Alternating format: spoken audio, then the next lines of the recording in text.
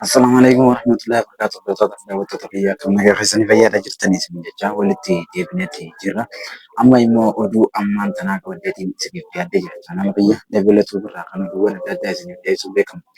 An saahibni keessan dabalatu akkuma seentaniin gaa laayik, sheer, sabskiraayib godhuudhaan afaan turtii taasisan isin jira. Kana irraas immoo gara oduu keenya jalqabaatitti wayitaanii dabarrutti mootummaan naannoo mootummaa Soomaaliyaatii fi mootummaa Keeniyaa guyyaa kanaa wal marii guddaa gaggeessuu isaaniititu dhaga'amee jira. Kana irrattis immoo oduu bal'aa waliin hojjennuutu jira. Kana itti aansee immoo Itoophiyaan xiyyaara G300 jedhamu Jarman irraa jettee gara biyyaatti galchiteetii jirti. Xiyyaara abbaa lama gara biyyaa seenetti jira. Xiyyaarri kun maaliif fayyada kan jiruufis waliin itti fufna jechuudha.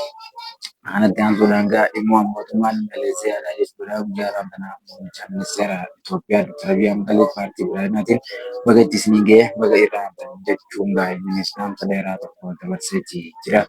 Kanarraanis immoo haala Anwar Ibrahim jechuudha mootummaan Maleesiyaadhaa haala kanaan ibseetii ture. Kana itti aansuudhaan immoo oduu keenya isa biraatti wayitaanii dabarutti pirezidaantiin Saamu'eel Istaar aangoo gadi lakkisuun dhagahame. Pirezidaantiin Ingiliz aangoo isaa rakkina jechuudha. Paartii isaa keessatti uumamee fi dhiibbaa guddaa isarratti godhameen akka inni aangoodhaaf gadhiisee jirutu dhagahamee jira. Kana irraanis immoo oduuwwan adda addaa kan dhiyeessinutu jira. Kana itti aansuunis immoo paartiin badhaadhinaa immoo paartii Zeemanaatiif aangoo dabarsitee naannoo Oromiyaa irratti kan jiru. Kursii takka namni magaalaa Amboojjoodhaatti tartamee ture takka achirraa fudhatamee ture. Kursii sana dabarsee Zeemaadhaaf akka ramadameetu jira. Hanga xumursiyaatti gameessinis nama turtii taasisaa isinii jira. Laayik, sheer, sabskiraayib godhuudhaan wal faana nama turtii taphatan isinii jira. Hayyeegamee daawwattoota keenya hamma gara oduu keenyaa bal'inaatitti wayitaniif waliin dabarutti mootummaan Soomaaliyaatii fi mootummaan Keeniyaa wal marii isaan gara Keeniyaatti dhiyaataniif wayitaniif ilaalutti mootummaan Keeniyaa jechuudha dhiyeenya kana walgahii G7 Jarman irratti hirmaateeti kan inni galee.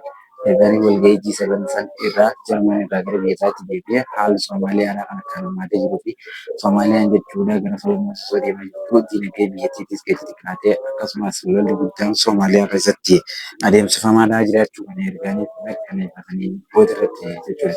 Kana jechuun keenya immoo garuu Soomaaliyaa keessatti waan ta'amaa jiru maraafuu akkaaniif irraa wal mari'ataniif mootummaan Soomaaliyaadhaa guyyaa kanaa mootummaa Keeniyaadhaati waliin wal marii guddaa gaggeesse. Mootummaan Keeniyaa hafnaa jechuudha Wiiliyaam Saamu'eel Ruutoon wal marii cimaa kana irratti bareeda arguu isaaniitiif hedduu takka gammachuu guddaanis itti dhagahame. Haala biyya isaa qofa jechuudha wanni mari'atan biyya biraa osoo hin taane biyya Soomaaliyaadhaati taatee Afrikaa irraa haala Soomaaliyaadhaa qofaan mari'atanii akkana jechuudha. Kunis kana irratti aansuudhaan immoo Itoophiyaan xiyyaara lama kan biyya alaa irraa argate kana xiyyaarota kana akkamiin fidanii jechuunis hin oolamu. Xiyyaarri isaan immoo biyya alaa irraa galcha kun xiyyaara G300 jedhamu biyya alaatiif galchanii jiran. Xiyyaara kana olaatu akkamiin galchan xiyyaara kun faayidaa akkamiiti qaba.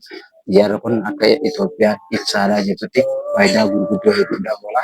Akkasumas tuuriizimiidhaa fi akkasumas daldala adda addaatiif Itoophiyaan xiyyaarri kun barbaachisaadha jechuun biyya alaatirraa galchiteetu jirti. Kana qofaan osoo hin taane xiyyaarri kun walitti hidhamiinsa daldala biyyoota garaagaraa akkasumas wantoota adda addaa bakkoota adda addaa deddeemuunii fi waan adda addaatiif hojii adda addaatiif barbaachisaa jechuudha. Xiyyaarri jalqabaa kan Itoophiyaan isaanirraa fidette isa jalqabaa ta'uu isaatiitu mirkanaa'ee jira. Hayyee mee gara kanatti waliif dabarru paartiin jechuudha Izeemaadhaa akkamiin caffee Oromiyaadhaa seenuu danda'an. Caffee Oromiyaa paartiin Izeemaa kanaan duratti Oromiyaa diiguudhaaf qophaa'ee ture. Oromiyaan diinaa Oromiyaan akka diigamtu godhan kan jechaa turan amma immoo seenanii diinagdee Oromiyaadhaa keessa dhaamsa isaanii wal dura duubaan ibsachuudhaaf ganaa wanti takka kan irraa hafteen jirtu nama fakkaatti jechuudha. Izeemaan maaliif akkamiin morkii kana ta'e osoo mormatti kan qabaatin kursii namni abbaan dhufaa irraa ka'ee fi akkaawu immoo abbaan dhufaadhaa kursii san kanneef jechuudhaan himaa jiran. Namni immoo magaalaa Moojootti tartamii guddaa yeroo hedduu keessaadhaa ture kun tartamii magaalaa Moojoo kana dhiisee garagalee jechuudhaas dubbachaa jiran jechuudha. Kun immoo magaalaa Moojootti ergaaniif kan dhiifamu ta'e dudduuba deebi'ee jechuudha paartii Izeemaadhaatiif akkatti kursiin kennamu osoo niif hawaasni fudhatin osoo filannoon isaaniif hin gaggeeffamin deebi'anii fudhatanii kan filannoo sana irra naaniin garagalanii teessoo caffee Oromiyaa keessaa Gizee manaaf kenna jechuun qondaalonni mootummaa iddoo deemanii jechuun miidiyaan onneenii fi akkasumas miidiyaaleen hawaasaa yaada garaagaraa isaaniitis kannachaa jiran kun taatee ajaa'ibaati jechuudha. Kun waan akkaan namoota hedduus ajaa'ibsiisu waan namoota hedduus akka malee nama bareechu. Hayyame kana itti aansuudhaanis immoo mootummaan seetiin smaart akkamiin aangoo gadhiisuuf deema laata? Mootummaa isaatti sirniitiin akka itti aangoo isaanii gadi dhiisuuf deeman gaafa ammaan duraarraa eegalanii Ingiliis bulchaa kan turan aangoo isaanii qabatan gadi lakkisanii aangoo biraa akka qabataniif kan himamaa jiru jechuudha. Kun immoo maalirraa kan ka'edha? Aangoo biyyattii sana keessatti qaban Ingiliis keessatti aangoo sana dhiisanii gara aangoo biraatti darbuudhaaf qophaa'effachaa kan jiran mootummaan Ingiliis yeroo hedduu bulchaa ture. Dhiibbaa paartii isaa keessarraa hundateen paartii yeroo hedduu biyyattii sana bulchaa turte isaan irraa deebi'anii gara paartii biraatti akka jijjiiraman taasise jechuun maalaatiif jiran jechuudha.